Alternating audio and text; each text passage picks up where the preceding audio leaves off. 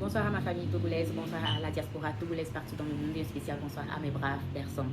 Je n'ai pas pu me retenir de rebondir sur les propos du soi-disant sénateur Monsieur Sénat Ali Puy. Je pense que c'est comme ça que ça se prononce. Représentant de l'opposition qui nous explique bien plus que le régime parlementaire et ses impacts sur la vie des Togolais. Mais comme je vous le disais, je parlais du budget il y a 3 jours au Togo. Je n'ai pas été bien compris, mes propos ont été déformés, tournés à l'envers, extraits de leur contexte et mis sur la place publique de façon tordue, donnant l'impression qu'on méprisait les populations. Quelle est votre réponse à cette question? Alors ma réponse, concernant le budget, ma réponse est qu'il faut augmenter le revenu des Togolais. Parce que le Togolais tel que vous le prenez maintenant, s'il gagne 100 000, il est dans la fonction publique prenant, son premier réflexe, c'est d'avoir la maison qu'il va habiter à la retraite. Donc il a tendance à aller prendre un prêt dans un premier temps pour acheter le terrain. Quand il aura fini de payer ce prêt, il va en prendre un deuxième pour maintenant payer la construction de la maison. Donc son petit salaire est déjà grévé. Après cela, et pendant ce temps, il paie donc un loyer également, puisque pendant qu'il fait tout ça là, donc il a le prêt, il a le loyer, il a la famille, il a la femme, il a les enfants, il y a ceux qui ont plus qu'une femme. Donc il y a le style de vie et tous ces produits importés qu'il consomme, tout cela fait qu'il ne lui reste presque plus rien. Et c'est ce que je dis aujourd'hui et c'est ce que je dis également. Comment est-ce que le Sénat, cette institution, va-t-elle donc intervenir pour essayer de rééquilibrer les choses et améliorer justement ce pouvoir d'achat du Togolais lambda? Alors, jeudi 2 octobre 2025, nous allons commencer ce qu'on appelle la session budgétaire. Nous allons voir ce que le gouvernement propose et nous allons, au vu de ce que disent les populations, des besoins qu'elles expriment, voir comment ces priorités peuvent être incorporées. Parce que nous sommes minoritaires, gardez ça en tête. Nous ne sommes pas le parti au pouvoir, nous ne sommes pas majoritaires. Nous allons voir comment ça peut être incorporé dans ce que disent les populations. On a une foule de programmes qui sont là. C'est très bureaucratique encore pour le moment, mais ces programmes-là existent. Il y a aussi d'autres sujets préoccupants, par exemple, comme l'allocation familiale qui est toujours à 2000 francs depuis plusieurs années. Quand est-ce que ça va s'améliorer? Alors on règle les problèmes un à un. En 2019, nous, notre combat, c'était que le SMIC augmente. Ça a mis 4 ans pour qu'on ait gain de cause. Là, je suis là comme sénateur. On laisse la politique de côté. Je vous parle d'un point de vue financier. La vie coûte cher au Togo.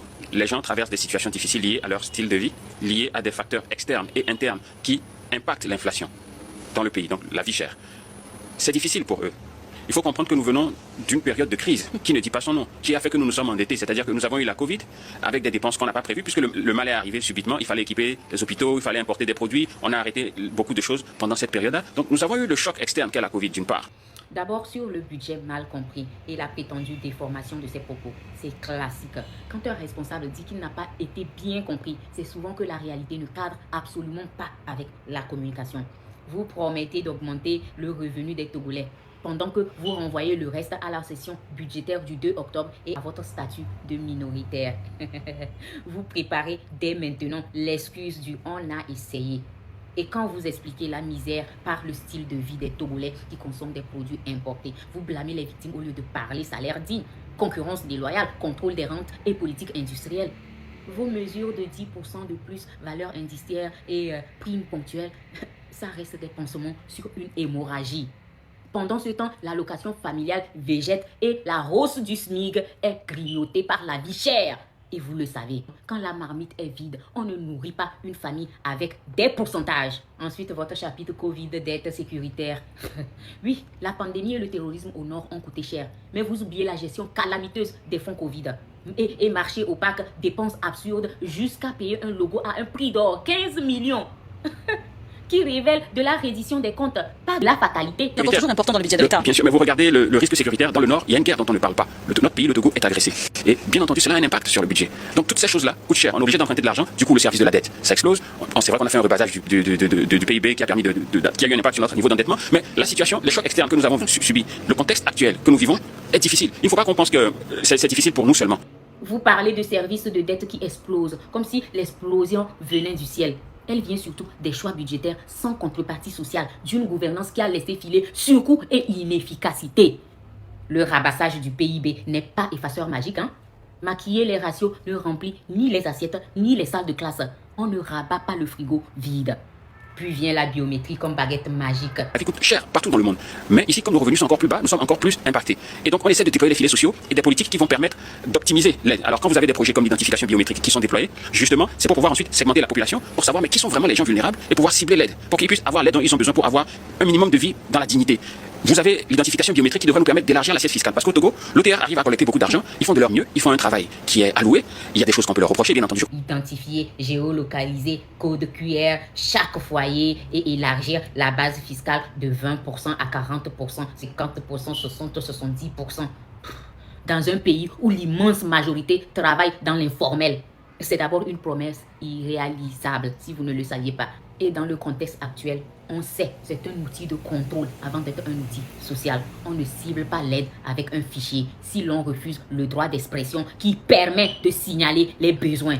On ne formalise pas par la menace fiscale, mais par la protection sociale, la simplification et la confiance. Mais c'est une institution qui est dans un rôle de collecte, et donc qui collecte, et il faut élargir la base fiscale parce que si 20% des Togolais sont ceux qui payent 100% des impôts, qui des 80%? Donc en faisant l'identification biométrique, on va pouvoir élargir l'assiette fiscale et peut-être 40, 50, 60, 70% des Togolais vont maintenant payer l'impôt, ce qui va réduire ce que les 20% qui payent maintenant paient, et va faire que tout le monde va apporter sa contribution. Il faut également accélérer la transition des gens qui sont dans le secteur informel vers le secteur formel. Mais le B.A.B.A., et c'est pourquoi c'est un de nos chevaux de bataille, c'est l'identification biométrique, une bonne identification des populations et un bon maillage du territoire. C'est-à-dire qu'il faut que chaque maison ait une adresse définie avec une boîte postale et un QR code pour la géolocalisation. C'est-à-dire que quand je prends votre carte d'identité, il y a un QR code qui doit pouvoir me permettre de savoir qui vous êtes, où vous habitez, et même quand vous déménagez, vous devez... Votre idée d'identification ressemble moins à une clé de droit qu'à un badge d'accès au fisc. Oui, vous déplorez ensuite le ralentissement d'Internet sans spéculer sur les raisons. Vous n'avez pas besoin de spéculer. C'est l'État qui actionne l'interrupteur. On ne peut pas dire « j'écoute la jeunesse » tout en lui coupant le micro. Le dialogue dont vous parlez commence par rétablir la connectivité, pas l'étrangler chaque fois que la rue s'échauffe. On va se développer comment? Nous n'avons pas grand-chose, donc le peu que nous avons, nous devons nous organiser. Mais en même temps, je termine dessus puisque c'était une parenthèse. Si nous voulons que les populations restent engagées dans ce processus-là, il faut qu'on lutte beaucoup plus sérieusement contre la corruption. Parce que là, tel que c'est, les gens n'ont pas envie de payer des impôts en se disant que ça va enrichir juste une minorité ou bien 2 ou 3 personnes. C'est comme si on climatisait cette salle et on laissait la porte et la fenêtre ouverte. On aura une énorme facture d'électricité et on ne sera pas au frais. Les attentes sont nombreuses au niveau des populations. La situation actuelle en est la preuve. Pendant ce temps, les deux chambres sont en vacances pour 3 mois. Le Parlement ainsi que le Sénat. Oui. Depuis 3 mois, le Togo est en attente d'un nouveau gouvernement. Oui. Comment se porte le pays selon vous? La République ne dort pas. Ce que je veux dire, c'est que ce sont des séquences constitutionnelles. C'est la Constitution en son article. Moi, je n'ai pas l'article en tête, qui détermine quand le Parlement fonctionne et quand il est en vacances. Je vous donnerai l'article tout à l'heure.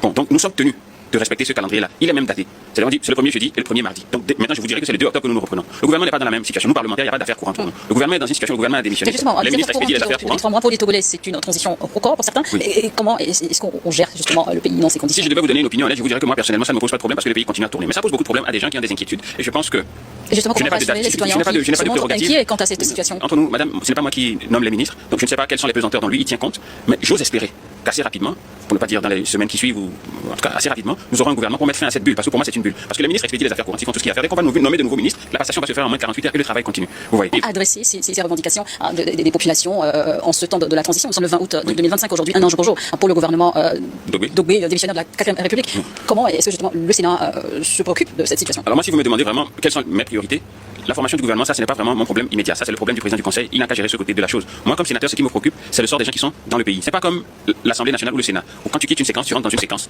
Quand tu quittes une séquence, tu rentres dans une séquence avec des jours et le mois. Le gouvernement a démissionné. Il y a quelqu'un qui doit nommer les ministres. Laissons-le faire son travail. Il peut le faire en 1 jour, en 2 jours, en 3 jours, en 1 mois, en 2 mois, en 3 mois. Au vu de ce que disent les Togolais, espérons que ça ne dure pas trop, puisque ça semble les préoccuper. Moi, ce qui me préoccupe, c'est le panier de la ménagère qui me dérange et qui me préoccupe. Et j'ose imaginer l'impact sur les opérateurs économiques. C'est le ralentissement de l'internet dans le pays. C'est un problème. Notre pays est en guerre, certes. On a des problèmes sécuritaires. Donc la sécurité n'a pas de prix. Concernant les vacances parlementaires et les 3 mois d'affaires courantes, vous dites que le pays continue de tourner et que la formation du gouvernement n'est pas votre problème. C'est celui du président du Conseil. Dans un vrai régime parlementaire, c'est exactement votre problème. L'exécutif est redevable devant le parlementaire, pas l'inverse. Laisser durer l'intérim, c'est neutraliser le contrôle et porter des arbitrages pendant que l'inflation ronge les ménages. Dire que le pays tourne sans gouvernement, c'est se féliciter d'un taxi en roue libre, quoi. Oui, ça avance, mais jusqu'au mur. Vient ensuite votre tournée de pédagogie du régime parlementaire. Moi, en tout cas, vous n'avez rien à m'apprendre sur le régime parlementaire. J'ai grandi, j'ai partiellement grandi aux Pays-Bas, qui est un régime parlementaire. Et ça n'a rien à faire avec les absurdités que vous racontez de ce régime. C'est à se demander si vous-même vous comprenez le régime que vous nous servez. Ce n'est plus normal. Vous dites, c'est notre constitution. Lisez-la. On l'a votée. On peut l'améliorer au PCM. Problème, cette constitution a été imposée sans référendum alors même qu'elle supprime l'élection directe du chef de l'État et refonde l'architecture du pouvoir. Est-ce que vous en avez conscience? Vulgariser un texte adopté sans le peuple, c'est vendre un contrat déjà signé. Ce n'est pas de la pédagogie, c'est de l'apprentissage forcé. Et quand vous vantez un parlementarisme qui rapproche les élus, vous oubliez qu'une part substantielle du Sénat est nommée. Quel rapprochement au juste? J'ai grandi, moi, dans un vrai parlementarisme. Aux Pays-Bas, on y renverse un gouvernement, on dissout, on consulte. On ne déplace pas juste des fauteuils pour que les mêmes mains gardent la télécommande.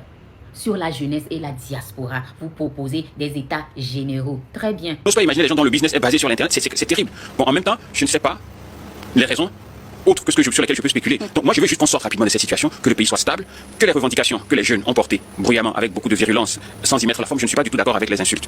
Mais au-delà des insultes, il y a un certain nombre de vérités, il y a le fond des problèmes qu'ils posent que nous devons régler. Et pour cela, moi, je pense qu'il faut des états généraux de la jeunesse éventuellement. Ça, c'est ce que je pense comme personne, pour vraiment être à l'écoute de la jeunesse. Comment se porte notre jeunesse? Comment se porte la majorité des Togolais? Parce que le Togo est un pays de jeunes. Il faut des états généraux de la diaspora, parce que nous avons une diaspora importante à l'extérieur, qui représente en termes de revenus, qui rentre au Togo près de 500 milliards, sur le quart du budget par année.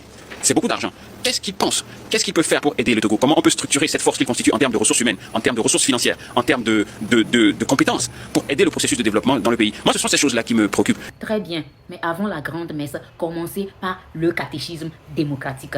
Libérer les prisonniers d'opinion, garantir la sécurité des retours, stopper les intimidations, réouvrir les canaux d'expression.